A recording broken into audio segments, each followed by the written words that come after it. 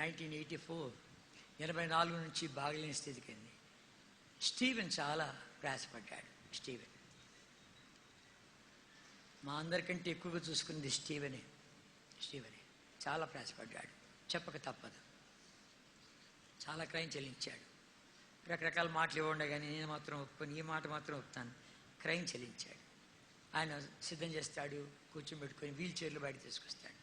Wheel చైర్లు బయట తీసుకొస్తే వాళ్ళు ప్రార్థనకు వస్తారు. వచ్చి ఆయన పక్కన మోకాళ్ళ మీకు వస్తే స్టీవెన్ ఏం చేస్తాడు, వాళ్ళ తృప్తి కొరకు ఆయన చీటి తీసి వాళ్ళ తల మీద పెట్టించి ఏదో కొడుకుడని ఆమె చేసేదమ్మా పో ప్రార్థన చేసేపో అని చెప్పి వాళ్ళ తృప్తి కొరకు అలా చేస్తున్నాడు.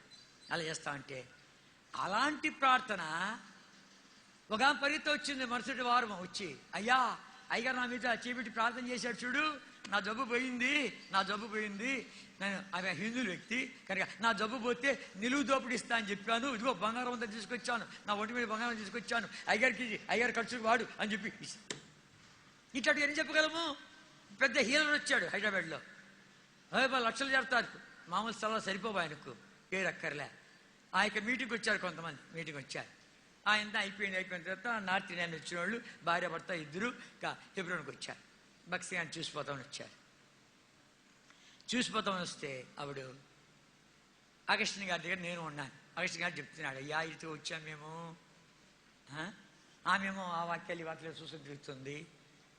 గట్టిగా చెప్పలేక అయ్యా ఇద్దరం సంపాదిస్తున్నాం కానీ ఎడిపో తెలీదు, దయ్యం పట్టి తిప్పలు పడుతున్నాం మేము అని చెప్పి సరే వచ్చారు ఇక్కడికి. దయ్యం పోయిందా అన్నాడు. ఆ దయ్యం పోలేదు కానీ మా సూట్ కేసు పోయింది అన్నారు. దాంట్లో కెమెరాను చాలా కాస్ట్లీ వస్తువులు ఇవన్నీ ఉన్నాయి, అన్నీ పోయినాయి. ఆయన ఆ సంస్థ పెద్దకి పెట్టి చెప్పాము, కొంచెం డబ్బు ఇవ్వండి మళ్ళీ పంపిస్తామని చెప్పి నోటు రాసుకుంటే వాళ్ళు ఇచ్చారు. కనుక పోయేదానికి డబ్బు ఉంది, బక్సీగా చూసిపోతామని చెప్పి వచ్చాము అన్నారు. అదే టయానికి స్టీవెన్ బయట తీసుకొచ్చాడు. ఈమె పరిగెత్తపోయి మోకాళ్ళకి వచ్చింది. అక్కడ యథావిధిగానే స్టీవెన్ చేయి పెట్టాడు. నా కళ్ళ ముందు చూశాను, పిచ్చి కేకేసి కింద పడింది. బాగలేనటువంటి మనుషుడు, ఇంకా శక్తి ఉంది, పరిశుద్ధత ఉంది, దేవుడు తోడుగా ఉన్నాడు, అద్భుతాలు ఆశ్చర్య కార్యాలు జరుగుతున్నాయి. ఆయన చనిపోయిన బతికినా కూడాను, ఏనుగు చనిపోయిన బతికినా 1000 వరహాలన్నట్లుగా ఆర్తిగా అంత గొప్ప దైవజనుడు. ఆయన చనిపోయినా మాట్లాడుతున్నాడు నాడు నీతో నాతో. ఆయన చనిపోయాడు. ఆయన చనిపోయే కొద్ది హైదరాబాద్ పట్టణం కదిలింది. ఒకసారి భూకంపం వచ్చింది. వాడికేం తెలుసు, మనకు తెలుసు. ఆయన సమాధి కార్యాలకు ట్రాఫిక్ జామ్, దగ్గర 6 లక్షల మంది వచ్చారు. లక్షలు కనుక దారి లేదు అసలు, ట్రాఫిక్ జామ్. చంద్రబాబు నాయుడు మనకు అప్పుడు సీఎం అన్నాడు, నా పట్టణంలో ఎంత గొప్ప దైవజనుడు ఉన్నాడు నాకు తెలియదే అన్నాడు. ఎంతోమందికో తెలియదు. 14 ఏళ్ళు దగ్గర పడకలో ఉన్నాడు. 14 ఏళ్ళు పడకలో ఉన్నాడు దైవజనుడు. కనుక ఆ దైవజనుడు ఆయన సమాధి కార్యాలు తీసుకొని పోతూ ఉంటే తొక్కిసలాటలు, అబ్బబ్బబ్బబ్బా పాటలు, ఎర్రటి ఎండ, ఆ ఎండ సూర్యుడు చుట్టూ ధనస్సు. ఆ మరుసటి రోజు పేపర్ రాశాడు, it is very rare phenomena, we cannot understand what it is అని చెప్పి సైంటిస్ట్ అన్నారు.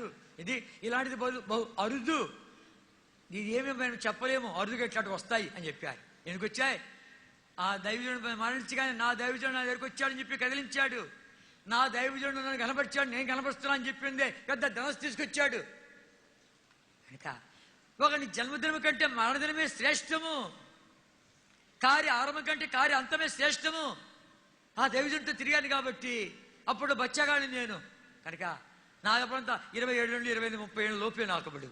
కనుక ఆ 30 ఏళ్ళ లోపే ఆయనతో ఉన్నాను. కానీ ఎన్ని నేర్చుకోలేక సిగ్గుతో చెప్తున్నా అనేవాడు. కొంతమంది దేవుడి చిత్తాన్ని ఎరిగానికి 10 ఏళ్ళు పడుతుంది, 20 ఏళ్ళు పడుతుంది, 30 ఏళ్ళు పడుతుంది, కొంతమంది జీవితకాలం పడుతుంది అని చెప్తే ఎన్నోసార్లు తర్జుమా చేశా. సిగ్గుతో నేను చెప్తున్నా ఇప్పుడు. కనుక ఆ చెట్టు పేరు చెప్పుకొని కాయలు అమ్ముకునేది కాకుండా నేను ఎన్నోసార్లు అనుకునేవాడిని, గొప్ప దైవజనుడు అరవింద్ గారి దగ్గర ఉంటే మంచి ట్రైనింగ్ ఉంటాను కదా, మార్టిన్ గారి దగ్గర ఉంటే కదా మంచి తరబిది వస్తుంది కదా, ఈ హెబ్రోన్లో ఎందుకు అని అనుకుంటూ ఉంటే ఒరే వాళ్ళందరూ పక్కన పెట్టు, ఈ దైవజనుడితో కలుపుతానని చెప్పి కలిపాడు. ఏడుస్తున్నామని తలంచుకున్నప్పుడు అంత గొప్ప దైవజనుడితో